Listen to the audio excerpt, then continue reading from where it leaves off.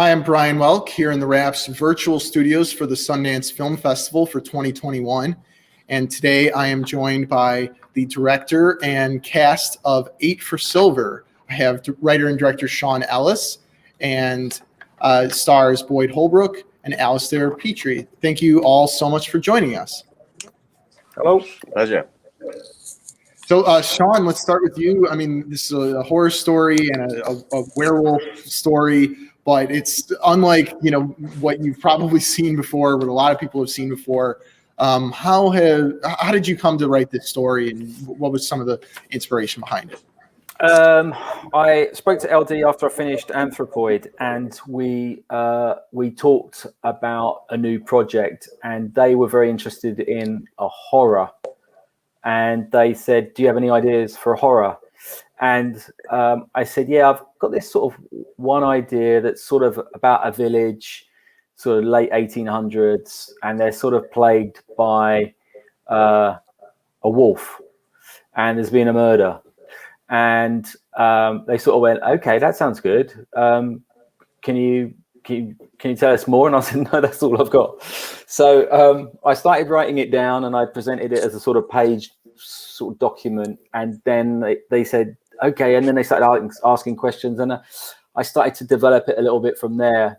And yeah, I mean, I don't think I started off saying, oh, I want to reinvent the werewolf legend. I think that was just too difficult and too big to even know where to begin. It sort of developed with baby steps in a much more sort of roundabout way. Okay. And Boyd and Alistair, how did each of you get involved? At what point were you coming aboard, and where was he in the story or the script? What about it attracted you? I'd been a big fan of Sean. I'd seen Anthropoid, and I'd heard that he was making a new film.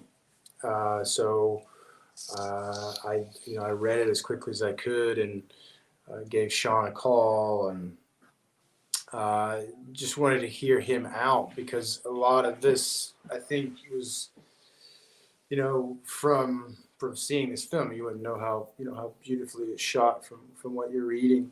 And I knew that Sean would be doing everything in this film. He's writing, directing it, shooting it, and just wanted to meet the guy behind the curtain. And then I was just immediately sort of drawn into this, and wanted to know, okay, well, what can I do? What can I do to get involved in this? So we just started that process. Yeah, I knew Sean's work. I knew he would be writing, directing, cinematography, and as soon as I discovered he was going to be doing the catering as well, that was the thing that really sort of tipped me over the edge. I had a kind of a bizarre. There's a certain sort of kismet to all of this, in a way that I had walked up Shaftesbury Avenue in London between meetings, and I had about 2 hours and 20 minutes between meetings, and I walked past the Curzon Cinema on Shaftesbury Avenue a few years ago, and there was a poster for a film called Metro Manila. I knew nothing about it, and I thought, this times brilliantly. It starts in 5 minutes. I'm going to go and see it. And I sat down, I knew nothing, and I watched it, and I just adored the film. I've sort of fanned over this film to Sean on many occasions, usually during a take. And I was staggered to see this. Who's this Brit dude that's written this film?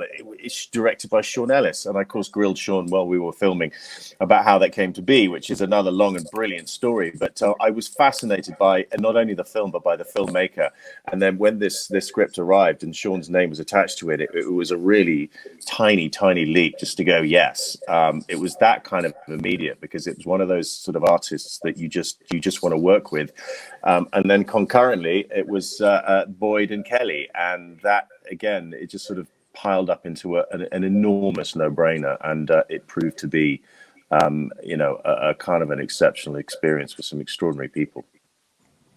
I'm not sure when you filmed this, but unexpectedly, this movie is kind of like a pandemic movie. It's set as there's another pandemic and virus, raging across the country, and it's kind of about how, more murders can spread, due to stubbornness and carelessness. Was that always in the subtext of the film, or like has that emerged more as we've been living through COVID? No, it was always there. The subplot of the cholera pandemic was a sort of device to keep them from leaving, because you're told that there's a wolf that's plaguing the village. It's like, well, why don't you just pack up and leave? So there was an idea to sort of to say there was nowhere else to go, that every other city was sort of closing their gates because there was a cholera pandemic. So it was just a weird coincidence that was happening. But then, yeah, I mean, there's other dialogues in it that are, again, coincidental, like, Boyd's character, McBride, says to Seamus, we have to limit this exposure, and Seamus says exposure to what, and it's so some of the dialogue became quite weirdly topical and obviously mirrored what was going on, and I guess in some cases we just exaggerated that as well, and there was a few ADR lines that went in spaces that were directly related to them self-locking themselves into their houses so that they wouldn't be exposed to the curse. So yeah, there was a couple of things that sort of came out of what was going on. Yeah, I mean, seeing it today, Boyd or Alster, does that, knowing how your characters react, what would be, what is your reaction now that we've just experienced this on a global scale? The idea that, there's some people who don't think it's such a big deal and that you could just handle it. But yeah, that idea of a pandemic or something spreading because of kind of your carelessness.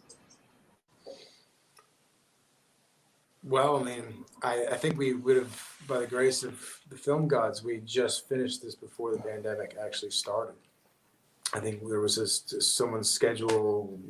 We could have had a choice to either shoot it after March or come back before March, and we all wanted to come back after the holidays and finish. And yeah, we just finished it. What, it was like a month before this all started. So.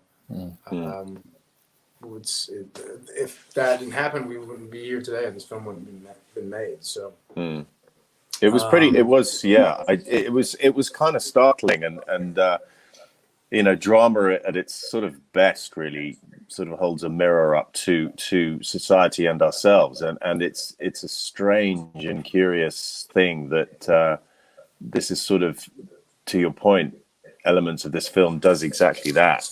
I don't know whether that makes Sean a genius or a madman, and probably a happy combination of both. And the same, and pandemic or not, this movie can be a lot of fun. There's a lot of kind of wild set pieces in this. Boyd, at one point, you're like going to town with a knife on this monstrosity. What was that like to shoot? What was your reaction in that moment as you're doing this? I think we had a blast on this film. I mean, it's quite, it's dark and there's some scares in this, but I think we had a blast making this thing, and it was really, really ambitious. All even though we were in a village, there just seemed to be like a haunting quality throughout this vineyard that always just stayed with the film and with us. And so it felt like there wasn't a lot to explain of the tone of the film that we were making, because it was just so integrated in the set when we shot near Sean's house. So it was everything was in probably about 30 minutes of each other. But there's some very cool set pieces. And who was the actress that is in the scene that you're talking about, Sean? Anya. Anya. Yeah. She had the Bless her. she had the job of jobs. I know, It wasn't and you know too what? hard to show our revulsion. There is a funny story with Anya, because when I cast her, and I cast her from a tape, and her agent said, "Yeah, she doesn't fly. She has panic attacks, and so she's not gonna come to you. She'll have to, and she can't take a boat, so she doesn't like to go on boats." And I was just like, alarm bells were going off, and I was like, she read the script. I said, she knows what we're going to do to her, right? And I said, listen, I better speak to her. So anyway, we had this conversation, and I said, so you're not going to fly, and you're not going to take a boat, but you know what we're going to do to you, right? And she was like, yeah, my panic attacks are not triggered by anything like that. And she goes, I'm really up for what's in the script. I think it's going to be really good fun. I said, are you sure? Because I don't want you covered in blood and screaming at me saying, this is not what I signed up for. I just want you to know exactly what you're signing up for. She was a trooper. She was such a trooper. My God. She was a trooper. I mean, of all of us, she was the one that was put through the ringer. She was freezing. She actually went into that freezing cold river in February. I mean, without a wetsuit, and just, she really got, it was a very physical thing for her. Wow.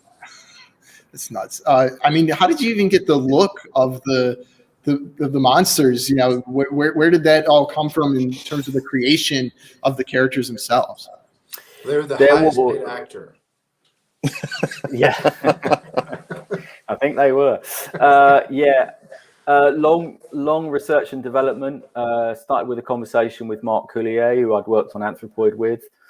He'd come up with some concept designs after a brief, and then I handed those over to Jean-Christophe Spadaccini in Paris, and he sculptured a life-size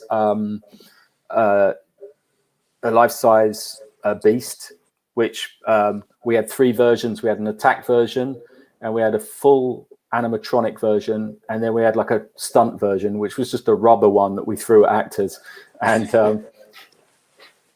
then after that, the first block of filming we edited, and we started to see where the film's strengths were and where its weaknesses were, and we then decided to delve into those strengths and rewrite new pages and new scenarios, and came back at the beginning of 2020 to film some more. And at that point, I think the Beast had then taken on a different form with another concept artist that I work with. And then the CGI was placed on top of the original Beast that was in the shots, sort of to help it and augment it. Okay. But I think it was handy for the actors to have a Beast on set. Mm. Yeah. I know it was expensive way of doing it, but it was definitely an advantage for them to give them as much as possible, whether it's the clothing, the manor, the woods with the real mist, the Beast, just to give them everything to work with, and hopefully, then the only thing they're sort of worrying about is forgetting that the camera's there. It gives them a much virtual playground in order to do their craft. And were any other major challenges for you guys as actors as you were going through this, sort of in terms of getting into the heads of your characters, or just in shooting? I think one of the things was that with a script of this kind, that it's a story about, and given the period we're in and the kind of people that we're dealing with in the film, a lot of it is what is unsaid rather than what is just said. There's a lot of silence in the film, both in story terms, but also in terms of characters. So it's sort of the fun part in many ways, that we had a really great time, sort of principally the three of us, Boyd, Kelly and I, sitting with the script and kind of filling in those blanks which is always a great thing to do as an actor, not just to sort of say the words on the page and deliver it, to sort of start to peel away where do the silences and what do those silences really mean, and how do these very delicate relationships intertwine, and that sort of actors at their best in many ways, and that informs everything that goes on in front of the camera. And that was a huge part of this, and a real pleasure too. And then we'd sort of report back to Sean, and then Sean sort of obviously comes into that process too as our director. And that was a real highlight of working on this film. Mm. Yeah, I called Sean immediately after watching the film, and we geeked out for a little while. Just because it's a film, when watching it, feels like a film that I had seen, that inspired me to want to become a filmmaker or an actor. It just has, like Alistair was talking about, a certain pacing to it, a certain unconventional rhythm to it that that we all as actors had to sit down and talk through, almost kind of going back to the basics when we all first started this, in our careers, because it's unconventional in a way that the previous film that I'd worked on, you just get there, you shoot the thing, and then go home or go to the next job. This kind of Eight for Silver slows down everything, the pace, and just you had to refresh and to remind yourself, oh, we're actually not doing this in a cookie cutter way. We're making a film that's organically going to breathe and ebb and flow, and it's our job to figure that out. All right. Well, I think the film had to work without the beast. That was ultimately, you had to, if you took the beast out, you had to have a story with fully realized characters. And I think, Boyd and Alistair and Kelly brought so much dimension to their characters that they were, their plots were just as compelling as the main plot, but it also had to work without the sort of the curse part, and that way it's balanced. It feels like it could be a period drama, but it's also a horror film, so it's sort of melting those two genres together. Okay, well, thank you guys so much for joining us today. It was, it's a heck of a film. Thank you. Yeah, it was a real pleasure. Thanks for having us, Brian. Thank you.